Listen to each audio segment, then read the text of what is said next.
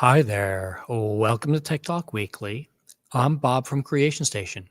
This is our weekly show where we give you 4 or 5 interesting news, science stories, get you on your way in about 20 minutes. We don't have any space stories today. I know that's a surprising thing with all the other news that came out about space, but they got covered in a lot of other outlets. If there's a story you do want us to cover, Creation Station at Broward.org comes right to me, and we can try and get them on the show for you. My guest today is a very important person, and he got called away. Eddison from our building services section has been running around crazy, apparently, so I'm going to go on without him, but I really appreciate him trying to take time out of his day to be here and work on this with us. Couple of fun stories, and then we do have AI stories because it's that kind of life now, I guess, that we always have to deal with some kind of thing with AI, but we've got something that's useful AI for you. And number one is Google Lens. So if you haven't used Google Lens before, it is a great little addition project that Google, it was a small company. They bought out Lens, incorporated into a bunch of other things that are part of Google now over the last couple of years. And for this holiday season, they have rolled out a new shopping assistant type of thing using AI to take pictures of what you're watching, what you're looking at, and then finding comparison for that same or similar items. Which I know you're like, Bob, you could have done that all along. You just copy and paste, put the picture, do image search. That's what they do. Here's the trick with this. This now can check inside of the actual physical brick and mortar store that you are at. It can still do Amazon and other online shopping experiences. But if you're in, as an example, Macy's or Target, or Walmart, there's a couple of other places also that have rolled this out. They know where you are in the store and where other similar products are in the store and possibly in stock. And that's through the power of their AI generation, collecting all the information and spitting it back out to people. And in theory, you are supposed to be able to be down one aisle, look at an object, scan it, check it on your phone, check to see other stores' prices or something similar to this one in this exact same store, and be able to pop over to that other aisle and grab the item right then and there. I like this. This is the kind of useful AI stuff that I appreciate. I am less likely to be shopping in a brick and mortar store without knowing exactly what I want, and I don't want to substitute. My wife and I discussed this when she comes back. Well, they didn't have that, so I bought, and I'm like, I didn't want that. So please, we'll deal with it, but just, I want a specific thing. That may just be a Bob thing, but maybe there's people out there like me that are like, no, just only buy that one type, that one brand. And that's what this is going to help you maybe survive, maybe not. So try this out. It is something that is rolling out now. So if it is not immediately available, when you go into Google and you look for Google Lens, both Android and iPhone on iOS, it should be working for you. But it is one of those things that rolls out over time. So try it again in another couple of days as all of this is coming up. It will also search the online stores for you at the same time as the brick and mortars, but it doesn't go the other way around as far as I could tell when I did a quick test. I couldn't check Amazon and see if it was available in Target for me. That may be something that hadn't rolled out to me yet, so please experiment with this and try out some new cool things. Maybe it'll make your shopping a little bit easier for you. This isn't going to go away after this holiday. So if you find that you're getting a little glitchy or buggy because of there's too many people in the store, just wait and go back in January. Speaking of going back, 35,000 years ago, there was a small little saber-toothed tiger kitten that got separated from its mother and got frozen in the permafrost in Siberia, which in and of itself is not that interesting, except one, this is the first time we've ever found it. Never found one this intact. You can see the picture here. This is a real picture, not an image generated something or other. This is a real image photograph of this cub that was taken out of the permafrost as a fossil-ish type thing. It's not technically a fossil when they're frozen, but we'll call it that. Two things about this. One, gorgeous, being able to be prepared. Number two, they found out more things about saber-toothed tigers, saber-toothed cats, more appropriately, from this one thing than they have for all of their other fossil records that they have of these animals, because this was so intact. And they discovered, through being able to check the DNA and everything, these animals never made it. This branch of saber-toothed cats never was able to go on and do new things. They weren't able to go out there and see anything or do anything, so that's why they died out. So now they can go and start to explore some of the DNA sampling and all those things to find out what happened with those and why. So it's a great thing for science, and it is kind of a cute little cat. So we're going to call it that. We're going to call it a win all around. It's a happy story because lots of cool science stuff. That's what we're going with.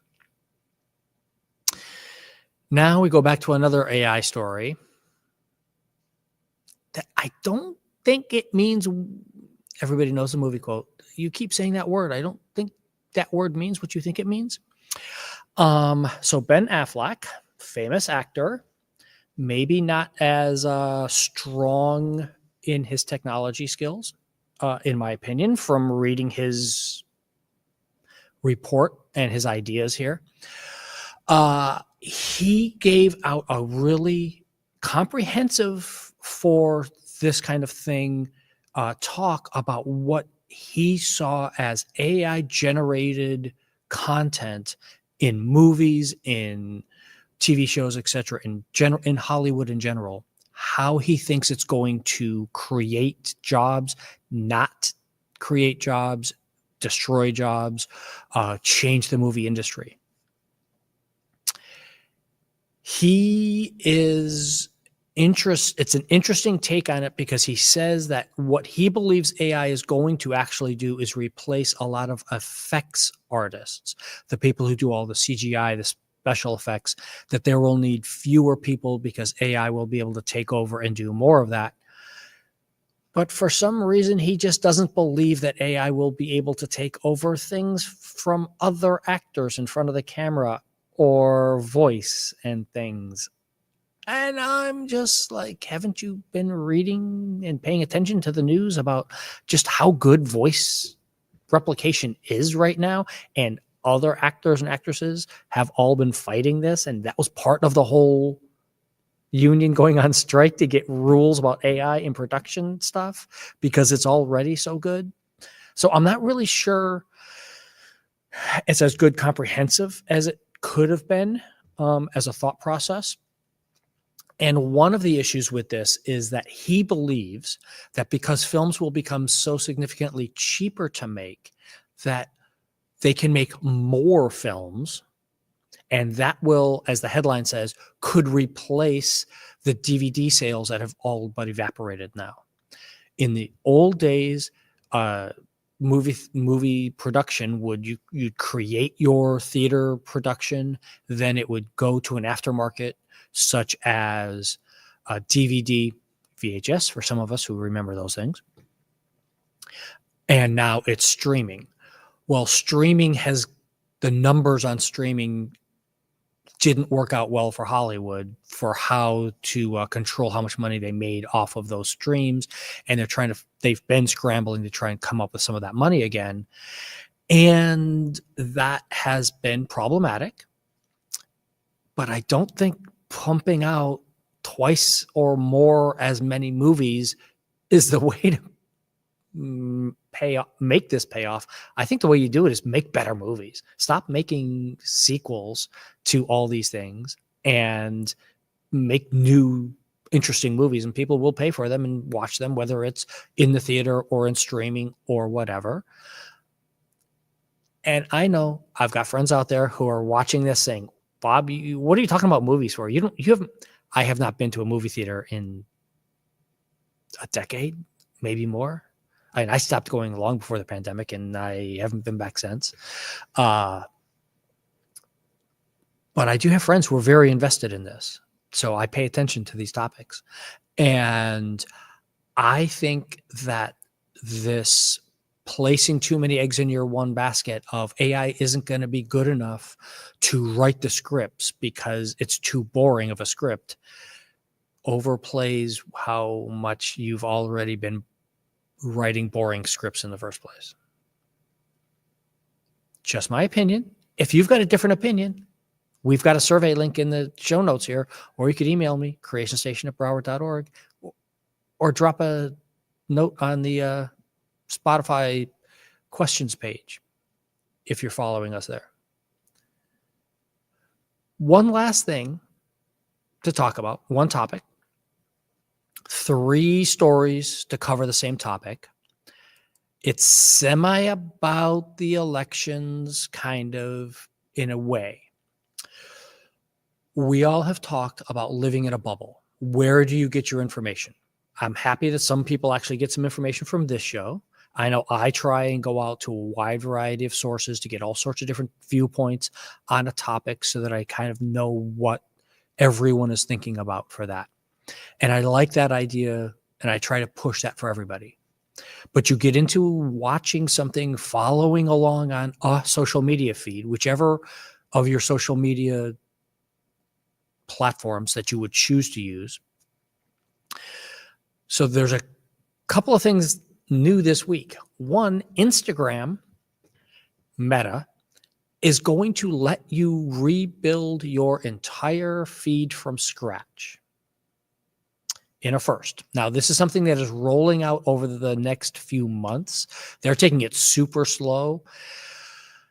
If you start a brand new Instagram account, it's effectively the same kind of thing where you get to go in and just delete all of the recommendations that they have put in the algorithm, all of the stuff with that, but you keep most or as many of your followers as you want to keep, the people you are following and the people who follow you. So it's not a full nuclear option of just start a brand new account from scratch, but it does change a lot of the algorithmic things that pushes whatever it is into your feed. Remember, they're not listening to you. It's all because you went onto the feed and your thumb, as you're scrolling, slowed down when you were looking at that vacation home. And that's why all of a sudden you're getting advertisements for Maine because you went a little slower on a vacation home in Maine. Or someone else in your household started looking at cookbooks from Morocco, and now all of a sudden my feed is filled up with things from Morocco because other devices on your same network started looking at Morocco. That's why that works. That's why I want this, because I want to be able to cleanse it of all those miscellaneous things that are part of my feed and bring it back to just, here's my interest in these artists and these photographers and these different types of things. Try it out when you get a chance and take a look at it to see what you're thinking, how it changes your thinking about whose influences you're taking in. That being said, there is a lot of news in the last couple of week to 2 weeks about Blue Sky. They're a new-ish social media platform. If you heard about them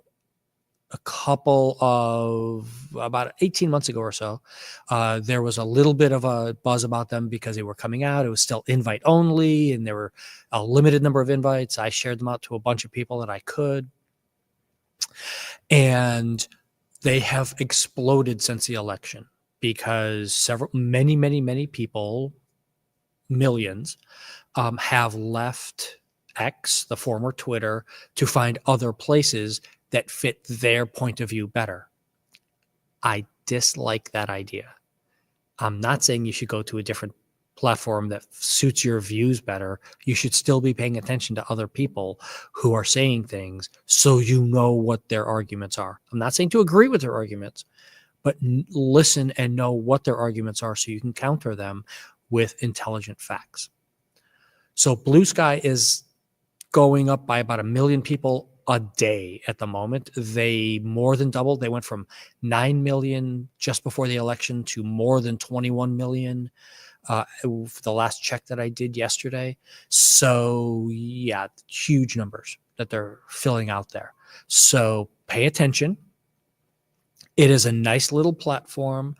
And I'm going to tell you my favorite part of the platform, which several other people have picked up on now, is in Blue Sky, you pick your own algorithms because you are deciding who you are following, just like all the other social media feeds, but there's no algorithm like we just talked about on Instagram that is just immediately giving you a feed and immediately recommending people to you.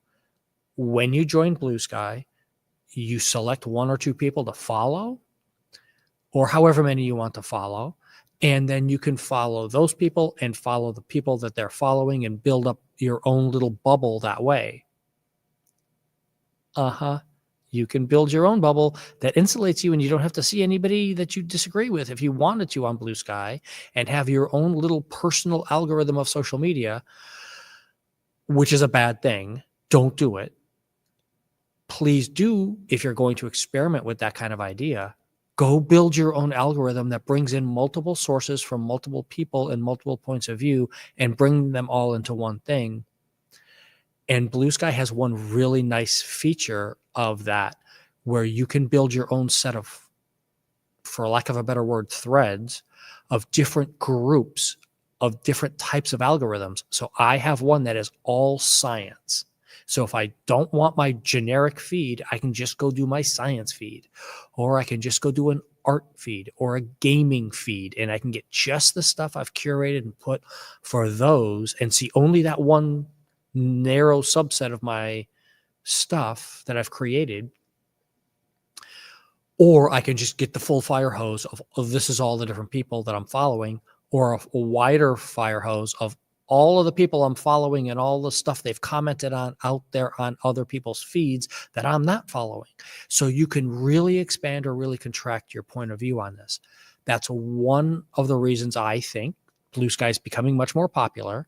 And I do want to point out that there is a lot of stuff there that is very positive. And just like every social media platform, there is stuff that is negative. And I want you to think about what and why you're consuming and how you're doing that, because you don't need to consume horrible material, period. Just don't. Unless you're a journalist and you need to really know this stuff, don't. But don't shut yourself off to the idea that it's happening out there either.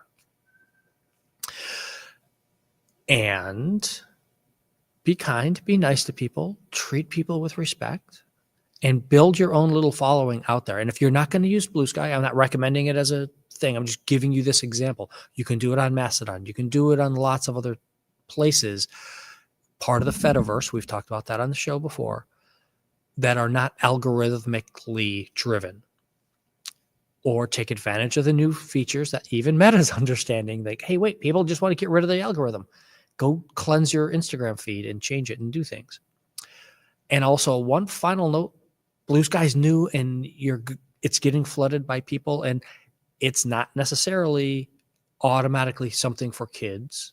If you're a teenager out there, be cautious, be thinking about it. But remember, almost all of these platforms are 13 and up. 18 and up, I would recommend, and 13 to 18, get some parental controls for your own safety. Put them on yourself. You don't need a parent to put them on. You just put them on yourself to make sure that you're keeping some decent guardrails and keeping yourself sane before you dive into the deep end. that's all the show for today. We will be on next week in the U.S. It is the U.S. Thanksgiving holiday. We will be doing our show on Wednesday instead of Thursday so that I can be feeding my face before the Dolphins game that night. We shall. If you have a story you want to get in, though, you can still get it in. creationstation@broward.org. Or if you just have a comment that you want to leave and you don't want us to know where it came from, we got that anonymous survey in the show notes. We'll see everybody next week. Have a great weekend.